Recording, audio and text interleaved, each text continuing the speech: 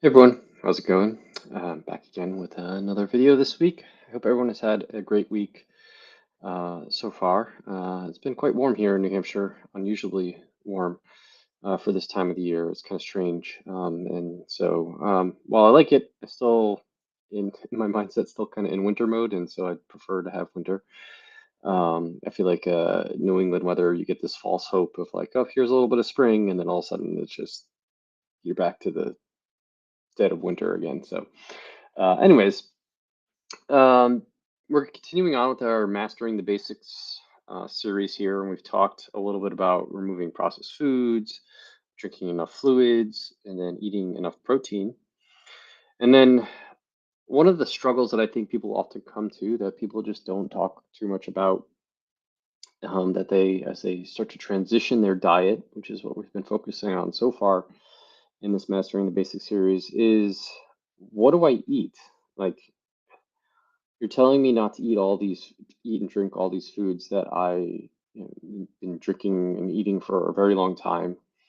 And I understand why I'm not supposed to eat them, and I understand the benefits of like drinking enough water and eating enough protein, but what do I eat now that I can't eat the foods that I normally have eaten?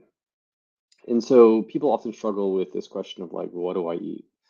Um, and it's a hard thing, right? Because we are used to just we're creatures of habit, right? We're used to grabbing whatever food we normally grab for breakfast and going out for lunch and then coming home and heating up something in the microwave for dinner. And like right now, all this stuff is off the table and I just don't really even know where to begin, right? And so, um, the first thing that we talked about is really let's start with drinking, right? What do I drink, right? Because we talked how important fluids are, right? So obviously, water is number one on that list, right? A lot of people just say to me, like, I don't like the flavor of water. I mean, give it a fair shot, right? Like a lot of this, I think, is detoxing your body to some degree, right? You're so used to drinking the sodas or the sweet coffees and all this other stuff that when you start to take um, all that stuff away, it's a hard transition. Like it's not no joke. Like I mean, your body is used to what it's used to, and if you're used to having sodas and sweet drinks and coffee concoctions and all that stuff, and all of a sudden you're just drinking water, your body's like, well, where'd all that other good stuff that you're giving me go? And so of course it kind of seems bland to drink water or whatnot, right? So I think that you have to give it some time. Like give yourself a couple weeks of just like sticking the water and seeing, if you can kind of get used to it, right? It's the same thing if you're, for me, like if I drink black coffee, like I've gone through stints. Usually I put like a little bit of almond milk in my coffee and a little bit of monk fruit sweetener in my coffee. That's how I like my coffee. But I've gone through stints where I've just don't drank black coffee. And at first, drinking black coffee is like very bitter because even that little bit of stevia or monk fruit that I put in my coffee sweetens it up. And it takes me in a look first, like I don't really like this that much. But after a few days, I'm like, oh, it's normal. Like I can drink it. It's okay. Um, and so a lot of this is just going to be a process. It's going to be take time for your body to adjust and move over to it, these things, right? And so I would stick, primarily water. And then, like I said, teas and coffees are okay. Just make sure there's not a whole bunch of stuff in them, right? And you're not drinking a ton of them, right? You drink as much decaffeinated tea as you want, that's fine. But, if you're drinking a whole bunch of caffeinated coffee throughout the day, that's going to introduce other issues. So try to limit it to just a couple cups, before noon. And that's really should be most of your fluid intake, honestly. And so try to get used to that. Try to adapt to it. Give your body a chance to like really settle into like this is my new normal. Um, and then after that, as far as and drink as much water as you want. Like if you feel thirsty, like drink water. If you feel hungry, drink water. Pretty much, like I said, have that water bottle next to you. Drink it all the time. Then next thing, as we've talked about, is prioritizing protein. Right. So what does that mean? That means that everything you eat, every time you sit down to have a meal, the first thing that you should be concerned about that goes on your plate is the amount of protein. It can be from any animal food that you like personally, I prefer you eat animal foods, but if you really want to choose plant foods, I honestly don't know how to advise you to get the right combination of plant foods for that stuff, but like prioritize the protein.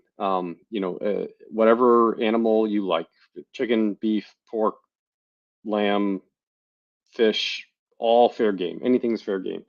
And like that should be the first thing you put on your plate and should be your number one concern. And you probably need to be eating that protein 3 to 4 times a day at least, at a minimum, right? The next thing you're going to put on your plate is as many vegetables as you want. Any vegetable is fair game, right? And it could be fresh vegetables, it could be frozen vegetables. It doesn't really matter if it's came from the ground, it came from Mother Earth, whatever. Throw that on your plate and just fill up as much as you want on your plate, right?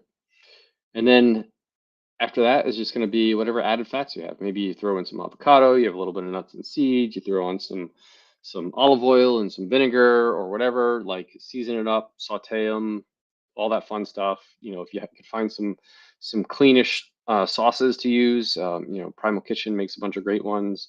The new Primal also has a good one. There's a whole bunch of clean sauces that you can find out there that don't have a bunch of green ingredients in them that you can use, and throw that on there too.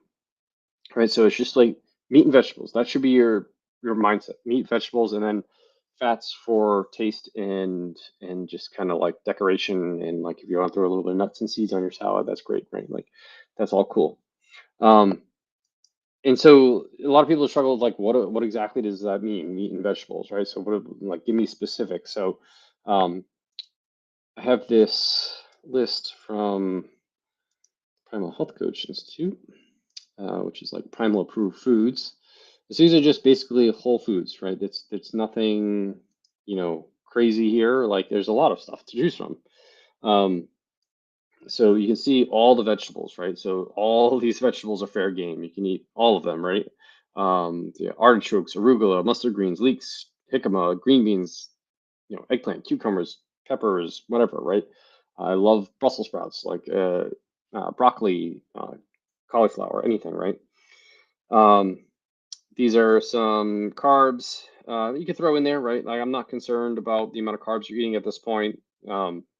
Potatoes, sweet potatoes, regular potatoes, wild rice, yams, taro, that type of stuff. All is very good. Here's a whole bunch of list of proteins that you can eat. All kinds of fish, any kind of shellfish, any kind of meat. All fair game. Just especially the meat and protein. Throw it on as much as you want.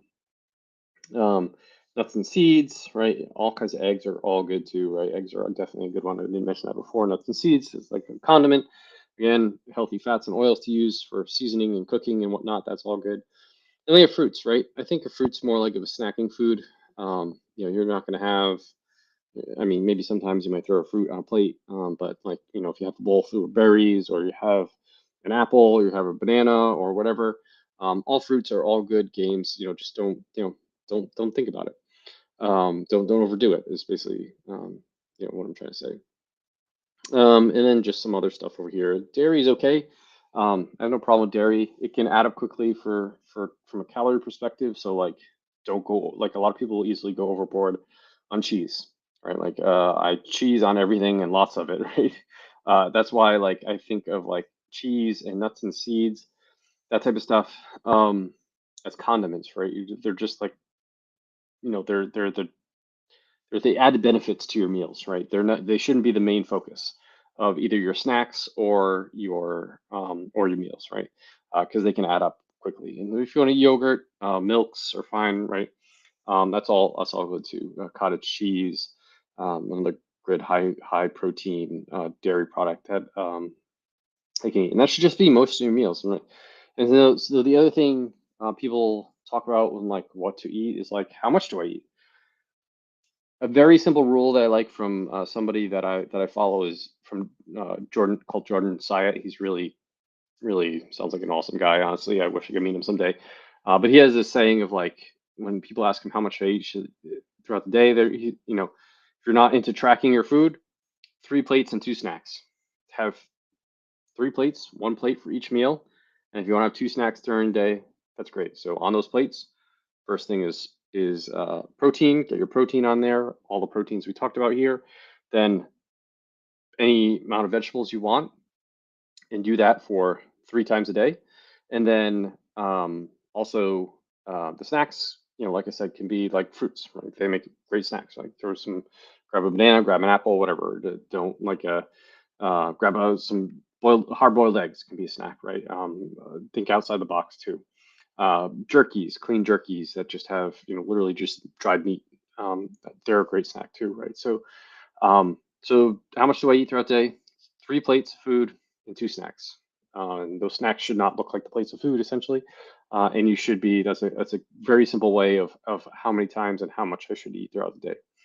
Um, let's see. The other advice I usually give when people are just beginning, trying to figure out what to eat when they're making these transitions.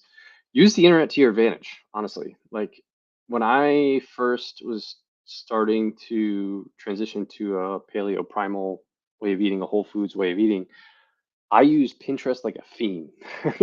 You can go to Pinterest and Google anything, paleo recipes, or primal recipes, whatever, pick your food and type in recipe after, and like you'll get a million recipes. And I found some like really great stuff. I have pins and pins and pins of recipes that I've saved on there over the years. And like Pinterest is like a godsend when it's like I need to figure out how to eat these foods.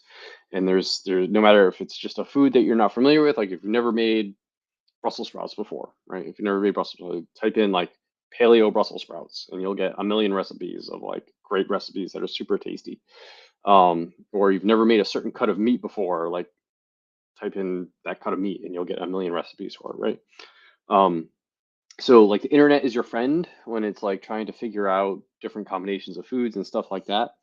But I also think like just like it's also okay to like keep it dead simple. Like if you just want to like cook up a vegetable, take a package of frozen broccoli out of the fridge, um, throw on your plate some sweet potato, and a piece of meat, and that's your dinner and that's your lunch, and you can do that day after day, which is like honestly what I do at this point.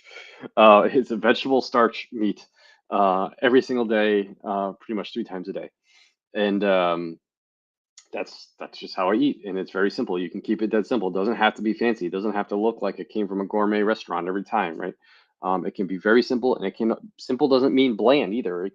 You can really make some tasty meals. Like it doesn't need to be a little bit of salt and pepper on a piece of steak grilled on the grill is like perfect. Like it doesn't need to be crazy fancy. You don't have to cook Christmas dinner every night. Like that can be very dead simple, right? So basically, some things up here. I know I'm kind of rambling is want to focus on fluid intake, which is mostly going to be water, coffee, and teas. Be careful of caffeine consumption on the coffee and the tea side. Um, Try to get used to just unflavored water for a few weeks. You're going to eat 3 meals, 3 plates, 2 snacks a day, right? Ideally, one of those snacks is probably going to be a protein snack, related snack. Any other one could be a fruit, for example. So you're going to have 3 servings of protein on all 3 of those plates. It should be the first thing you do, the first thing you put on that plate. Then you're going to pile on as many vegetables as you want. Those can be broccoli, potatoes, whatever you prefer from a vegetable point of view. I don't really care. And you're going to do that 3 times a day, right? And then your snack, like I said, can be a protein snack like a jerky. You can have a can of fish. You can have hard-boiled eggs. You can have just leftover protein that might be in the fridge or whatever. So make one of those snacks a protein snack. That will give you 4 servings of protein throughout the day, which will pretty much guarantee that you're going to hit your protein goal or at least come very close to it. And then the other snack could be a fruit, for example, or whatever, right? You want. It could be the